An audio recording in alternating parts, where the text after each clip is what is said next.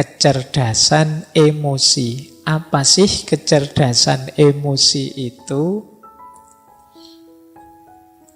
Jadi orang yang cerdas secara emosi adalah orang yang mampu dan kuasa untuk mengenali dan memahami emosinya. Ini yang pertama. Jadi paham emosinya. Jangan dikira ini mudah loh. Banyak orang yang tidak mengenali emosinya. Banyak orang yang marah tapi tidak tahu kalau dia marah atau tidak sadar kalau dia marah. Jadi, Mas mbok jangan marah gitu. Siapa yang marah? Nah, itu kan namanya tidak sadar kalau dia marah. Jadi orang yang cerdas emosi itu bisa menjelaskan dirinya. Dia paham dirinya. Ini saya sedang marah ini. Saya sedang gembira ini. Saya sedang sedih ini. Kan banyak orang yang menyangkal emosinya sendiri. Wah, kamu jatuh cinta ya? Enggak, katanya siapa. Tapi tiap hari stalking, lihat Facebooknya, lihat. Jadi paham emosinya dan bisa menggunakannya secara pas. Baik untuk membereskan dirinya maupun saat berhubungan dengan orang lain. Ini namanya cerdas secara emosi. Diri sendiri dan yang lain. Karena nanti ada kalanya orang itu bagus untuk dirinya sendiri, tidak bagus untuk orang lain. Atau sebaliknya. Bagus untuk orang lain, tidak bagus untuk dirinya sendiri. Kalau dalam etika filsafat itu orang yang bagus untuk dirinya sendiri tapi buruk untuk yang lain namanya orang egois. Ada orang yang mengorbankan dirinya untuk orang lain, berarti kan bagus untuk orang lain tapi jelek untuk dirinya, namanya orang altruis. Jadi, orang cerdas emosi itu imbang. Ya baik buat dirinya, baik juga buat orang lain. Dan dia paham tentang emosi-emosi yang ada dalam dirinya. Itu ada datanya kalau teman-teman mahasiswa ingin mendalami. Istilah ini pertama kali digunakan oleh Peter Salovey dan John Mayer. Tapi yang paling mempopulerkan istilah ini ya Daniel Goleman. Teman-teman insya Allah yang mahasiswa pasti pernah dengar nama ini dengan bukunya Emotional Intelligence. Why it can matter more than IQ. Terjemahannya dalam bahasa Indonesia sudah ada. Bajakan bukunya juga ada. Sekarang buku baru itu sedih penerbitnya. Bajakannya lebih cepat daripada sini masih belum jadi yang dijual bajakan itu sudah rame. Yang penerbitnya belum laku satu pun malah yang bajak sudah ratusan eksemplar.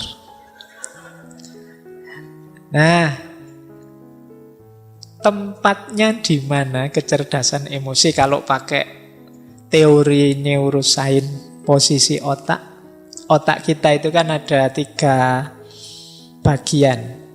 Ada bagian luar, ada bagian dalam, ada bagian bawah. Bagian paling luar itu namanya neokortek. Di situ tempatnya mikir, merenung, refleksi.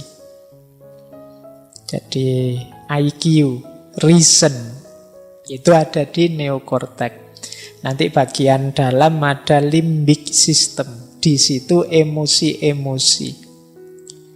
Ada yang paling bawah namanya reptilian complex atau akal reptil. Kalau ini insting.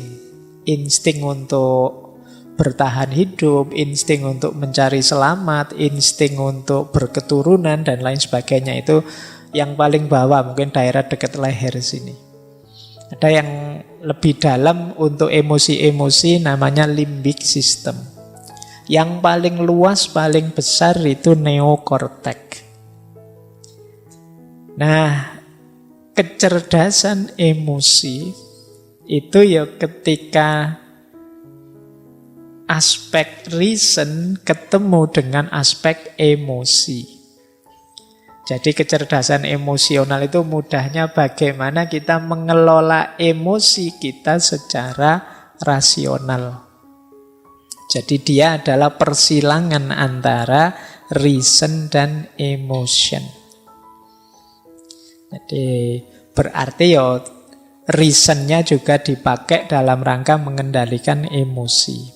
Makanya ada yang bilang kecerdasan emosi itu dari subconscious menuju conscious. Dari bawah sadar menuju sadar. Jadi emosi bawah sadar itu kan emosi yang otomatis keluar dari diri kita. Ini kalau tidak dikendalikan oleh reason, oleh unsur neokortek tadi ya kadang-kadang meleset tadi. Seperti Genghis Khan tadi, dia karena tidak mikir dulu ini kenapa sih elang ini yang biasanya patuh, biasanya jadi pembantu kok malah ngerusak, ada unsur apa. Yang dia mendahulukan subconsciousnya, dorongan dalam diri, dorongan kemarahannya, ya akhirnya menemukan kemalangan karena dia tidak berpikir panjang. Jadi kecerdasan emosi itu bagaimana dorongan bawah sadar kita kendalikan secara sadar. Emosi-emosi yang muncul dalam diri kita kelola secara pas, secara sadar. Inilah kecerdasan emosi. Ini untuk yang ini silahkan nanti yang ingin belajar neuroscience tentang konstruksi akal kita. Baik, saya lanjutkan. Tidak berlama-lama di situ nanti teman-teman puyeng. Kita masuk ke sini ya. Bedanya apa sih IQ sama AQ? Kalau teman-teman tes-tes di mana-mana kan biasanya ada TPA, itu kan kebanyakan menguji IQ kita. Kalau IQ ya titik beratnya pada logika, analisis, dan relatif permanen. Jadi tingkat kecerdasan kalau aspek IQ ini relatif, makanya ketika diukur bisa, oh IQ-nya sekian, IQ-nya sekian, itu bisa karena relatif permanen. Nah, beda dengan emotional quotient. Beda dengan kecerdasan emosi. Kalau kecerdasan emosi ini tidak paket, tidak harga mati. Dia bisa dipelajari, bisa dikembangkan. Jadi, Pak, saya emosinya sudah terlanjur pemarah ya Pak. Ya sudah, berarti saya sudah kayak gini. Tidak ada paket jadi kalau emosi. Dia bisa dibiasakan. Saya orangnya memang cengenges-cengenges gini oh Pak. Ya sudah paket dari sana misalnya. Tidak ada paket kalau emosi. Kalian bisa jadi orang pemarah, bisa jadi orang penyabar kalau mau. Ya kalau tidak mau ya terkecuali, tapi kalau mau pasti bisa. Pak, saya itu tidak telaten yang gitu-gitu. Kalau mau pasti bisa. Telaten itu bisa dilatih. Jadi kalau urusan emosi bisa kita kendalikan, dan jangan khawatir kalau katanya Goleman malah bisa lebih 80% kesuksesan hidup itu ditentukan oleh emotional quotient, kecerdasan emosi. IQ hanya sekitar 4%. Nah, jadi ini bedanya IQ dan AQ. Emosi dianggap jauh lebih penting, meskipun di situ saya tulis 40%. Karena dari banyak buku itu macam-macam. Yang sangat senang yang menyebutnya 80 ke atas, tapi ada yang 40, ada yang 60, ya kita ambil 40 lah ya. Tapi itu kan sudah besar. Jadi 40% dari hidup itu sudah luar biasa, karena nanti masih ada spiritual, masih ada multiple quotient yang itu membuat 40 itu sudah sangat besar. Belum nanti minggu depan kita ketemu spiritual. Jadi emosi penting dibandingkan kadar kepintaran kita. Ya seperti tadi ada anak yang pinternya luar biasa tapi hidupnya terbalik dalam satu seketika ketika salah mengambil keputusan dipengaruhi oleh emosi. Kadang-kadang kan kita waktu terpengaruh emosi melakukan sesuatu dan kita sesali selamanya. Kenapa emosi ini penting? Nah, ini asumsi-asumsinya. Jadi asumsi itu dasar berpikirnya. Kenapa kok terus ada kecerdasan emosi? Yang pertama, dalam hidup ini sebenarnya emosi itu lebih mewarnai kita. Jadi kita itu menanggapi sesuatu biasanya yang muncul dulu itu rasa atau emosi kita. Mungkin ada teman-teman atau bapak ibu yang belum pernah ke sini itu. Begitu masuk ke sini itu kan yang keluar dulu kan emosinya. Mungkin seneng, mungkin kaget, mungkin macam-macam. Itu kan emosinya dulu. Baru setelah itu pikiran bermain. Oh, yo pantes rame wong yo ada minumnya misalnya. Nah, itu pikiran belakangan, tapi kesan awalnya itu yang maju emosinya dulu. Jadi orang itu lebih banyak disituasikan oleh emosinya, bukan oleh pikirannya. Jadi kalian seneng dulu misalnya yang suka ngaji ini, suka dulu dengan ngaji ini, alasannya belakangan. Alasan itu kan dicari-cari nanti, wah enak ngaji ini, santai, wah enak ngaji ini. Itu sebenarnya alasan belakangan, padune wis seneng duluan. Kalau kalian tidak seneng, dicari-cari juga alasannya untuk tidak seneng. Iki ngaji capopo, tidak ono Qur'ane, tidak ono ini dicari. Nah, itu belakangan juga. Yang lebih dulu apa? Tidak senengnya dulu. Yang setuju filsafat sama anti filsafat itu mesti suka dulu dan atau tidak suka dulu baru cari argumen. Nah, itu manusia. Jadi manusia itu lebih disituasikan oleh perasaan dan emosinya. Baru kemudian pikiran masuk. Meskipun tidak harga mati seperti saya bilang tadi.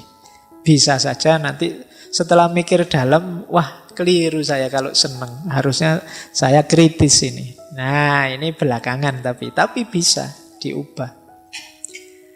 Nah jadi itu asumsi pertama. Manusia itu disituasikan oleh emosi dan perasaannya. Baru kemudian pikiran merespon yang kedua. Pikiran itu kalau sudah merespon, biasanya terus dia menyimpulkan, kalau sudah begitu muncul tindakan. Saya seneng nih, kemudian iya sih karena itu santai, tidak ada tugas macam-macam, ada minumnya, terus akhirnya saya rajin ke sini. Jadi dari emosi masuk ke pikiran, kemudian muncul perilaku dan tindakan. Jadi kalau di situ saya tulis behavior, perilaku itu kan kalau terus-terusan jadi kebiasaan. Dan itulah nanti yang membentuk performan kita, profil kita. Baik, jadi rumusnya itu kalau emotional quotient. Jadi manusia itu disituasikan oleh emosinya, setelah itu pikiran merespon, dari situ muncul tindakan, dari tindakan itulah lahir performan, perilaku nyata dia, dan terakhir ini juga bukan harga mati. Kalau kemudian dia pikir, saya seharusnya tidak begitu, saya seharusnya tidak begini ya, bisa dibiasakan ulang. Yang semula rajin bisa kemudian saya tidak usah ikut ngaji lagi saja, tidak ngaji lagi, itu bisa. Tidak ada harga mati kalau manusia, dimensi batinnya.